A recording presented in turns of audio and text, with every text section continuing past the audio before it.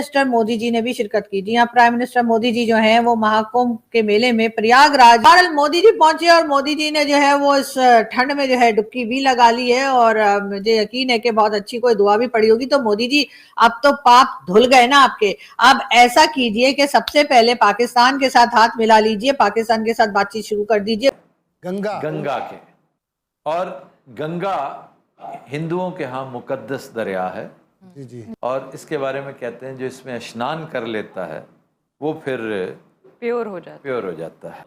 काशी विश्वनाथ के दरबार में वहां पे पहुंचने से पहले मां गंगा में जाकर डुबकी लगाना पूरी आस्था के साथ में, पूरे भक्ति के साथ में, रीति रिवाज के साथ में, और यहाँ पर भगवान सूर्य को नमन करना और उनको नमन करते हुए जल अर्पित करना। वो कह रहे हैं कि महाकुंभ मेले पर आपने for the sake of enjoyment नहीं जाना है, वो आपने जाना है कि हाँ हम जा रहे हैं वहाँ पर जाएंगे फील करके, और हम अपनी डुबकी लगा के अपने पाप को धोने जा रहे हैं। तो जो इंसान और जानवर यहाँ इंतकाल कर जाते हैं ना इस खित्ते में, उनको मुक्ति मिल जाती है, मुक्ति।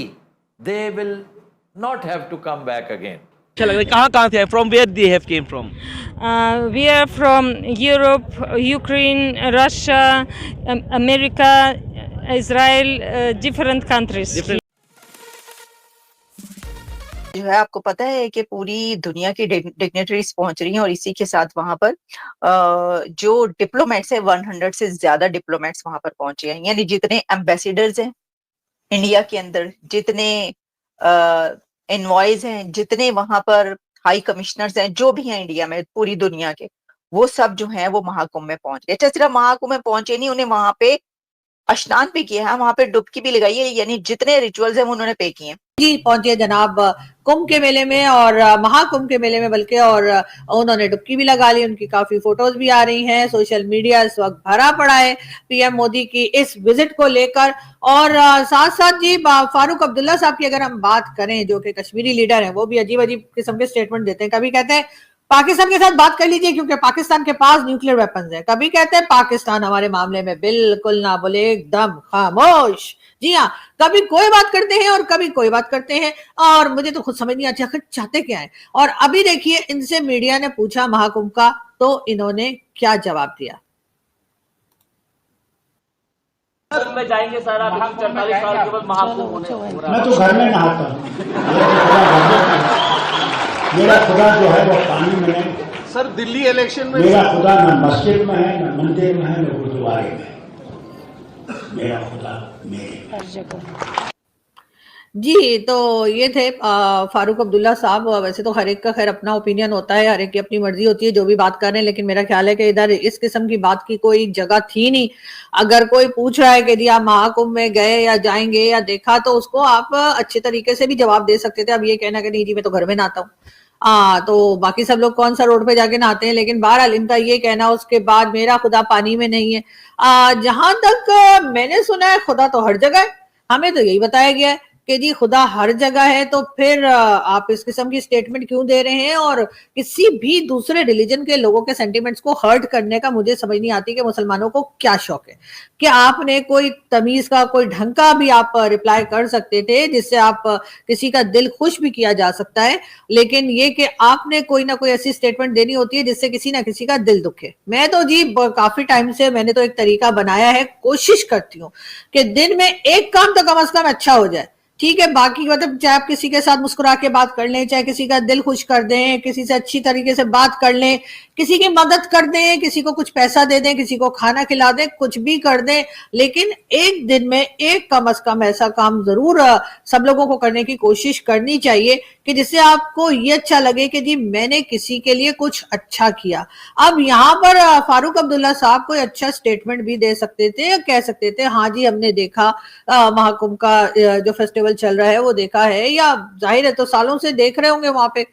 कभी तो ये जी हमें भजन गाते हुए नजर आते, कभी भजन जो है वो गा रहे होते हैं। ये कई जगह मैंने इनकी वीडियोस देखी हैं, और कभी अचानक से ही एकदम उल्टी कलाबाजी खाते हैं और कुछ अजीब किस्म की बात जो है वो शुरू कर देते हैं। वैसे तो जब मैंने देखा कि ये भजन वगैरह गा रहे थे, पढ़ रहे थे, तो भी तो मुझे बहुत अच्छा लगा कि चलो अच्छी बात है, बड़े खुले जहन के आदमी है। लेकिन आज की इनकी ये स्टेटमेंट देखकर डेफिनेटली एज अ मुस्लिम मुझे बहुत बुरा लगा और इनको ऐसी बात नहीं करनी चाहिए थी। लेकिन खैर इनके ऊपर क्रिटिसिज्म हो रहा है और मेरा ख्याल है कि ठीक ही हो रहा है। बात करेंगे डोनाल्ड ट्रंप की। जी हाँ, डोनाल्ड ट्रंप जब से आए हैं पता नहीं उतावले हो गए हैं या बावले हो गए। अजीब अजीब किस्म की स्टेटमेंट्स इनकी आती रहती हैं। कभी हमें कह देते हैं जी हम आपके फॉरेन एड बंद कर देंगे, कर भी दिए वैसे हमारी उन्होंने, साथ साथ वैसे अच्छी बात है कि भारत की भी बंद कर दी है। लेकिन मोदी जी को क्या फर्क पड़ता है जी, उनकी इकोनॉमी तो पहले ही नंबर 3 पे जाने की तैयारी में, तो इसलिए वो सोच रहे होंगे कि चलो कर दिया तो कर दिया, हमें क्या, सानू की भाड़ में जाए। लेकिन बात यह कि हमारे साथ तो उन्होंने कबाड़ा कर दिया है। हमारी जो है फॉरेन फंडिंग एड जो है वो बंद कर दी गई है और ना सिर्फ हमारी, कई दूसरी कंट्रीज की भी बंद की है। और इस वजह से हम खुश हैं कि चलो अच्छा है। अगर ज्यादा कंट्रीज की बंद होगी तो फिर जरूर कहीं ना कहीं से लोग जो है वो प्रेशर डालेंगे डोनाल्ड ट्रंप पे और कहेंगे कि जी ये फंड आप दोबारा से शुरू कीजिए, तो हो सकता है हमारी भी लॉटरी निकल आए। आज दुनिया बात करती है कि मैं बाली जाऊंगा, भाई is Hindu state still Indonesia Malaysia. आप जब बात करते हैं तो थिंग्स आर देयर, मौजूद हैं। आज आपकी उम्र 70-72 साल है, तो 70 साल पहले आप क्या थे? सही बात है। हाँ, तो लाहौर आप जब बात करते हैं वो कहते हैं ये एक हिंदू के नाम पे ये शहर रखा गया, उनके भगवान के बेटे के नाम पे अल्लाह। तो वही कहना कि चीज़ें मेजोरिटी के आने से बदलती नहीं, हिस्ट्री नहीं बदल सकती। अगर आज आप मेजोरिटी पे है तो क्या हिस्ट्री बदल देंगे? लाहौर का नाम तक तो बदल नहीं पाए आप। कृष्ण नगर आज भी मौजूद है ना यहाँ पे, तो वो तो बदल नहीं सके आप। तो बहुत सारी ऐसी चीज़ें नहीं बदल सके। बट ये कि हमें एक दूसरे के रिलीजन का एहतराम करना चाहिए। आप उनको करना चाहते हैं अपने जैसा, तो अपने आप को एग्जाम्पल तो बनाइए, सैंपल तो बनाइए। नहीं, यहाँ पे तो हम कन्वर्जन की बात नहीं कर रहे सर, हम यहाँ पे इकोनॉमी की भी बात करते हैं ना, कि इंडिया ने मुस्लिम कंट्रीज को इकोनॉमिकली अपने साथ कितना इंगेज किया। और मोदी साहब क्योंकि वो सेकुलर खुद को नहीं मानते, वो खुद को हिंदू मानते हैं, और जहाँ कहीं भी उनको कोई प्रिविलेज मिलता है तो वो कहते हैं प्लीज़ हमारे लिए एक मंदिर बनवा दो। तो आप समझते, शायद वो समझते कि जब मैं पॉइंट स्कोरिंग है, जब मैं चला जाऊँगा तो हिंदुओं में मैं जिंदा रहूंगा। देखिए पॉइंट स्कोरिंग को तो आप कुछ नहीं कह सकते ना, पॉलिटिकल मूव्स पॉलिटिकल मूव है। जय हिंद दोस्तों, आपका फास्ट नॉलेज फैक्ट में स्वागत है। प्रधानमंत्री नरेंद्र मोदी ने बुधवार को प्रयागराज के संगम में डुबकी लगाई और उन्होंने भगवा रंग के वस्त्र पहन रखे थे। हाथ और गले में रुद्राक्ष की मालाएं थी। मंत्रोच्चार के बीच मोदी ने अकेले ही संगम में डुबकी लगाई। स्नान के बाद पीएम ने सूर्य नमस्कार किया। करीब 5 मिनट तक मंत्र का जाप करते हुए सूर्य की पूजा की और संगम नोच पर गंगा पूजन किया। माँ गंगा को दूध अर्पित किया, साड़ी चढ़ाई। संगम स्नान के बाद मोदी ने सोशल मीडिया पर लिखा कि महाकुंभ में आज पवित्र संगम में डुबकी लगाकर मैं भी करोड़ों लोगों की तरह धन्य हुआ। माँ गंगा को असीम शांति, बुद्धि, सौहार्द और अच्छा स्वास्थ्य दे। मोदी गंगा पूजन के बाद सीधे बौट और अरैल घाट पहुँचे। वहाँ से वे दिल्ली के लिए रवाना हो गए। मोदी के संगम स्नान के दौरान सीएम योगी भी साथ रहे। उन्होंने करीब 2 घंटे तक वहाँ पे वक्त बिताया, जिसके बाद फिर वे रवाना हो गए।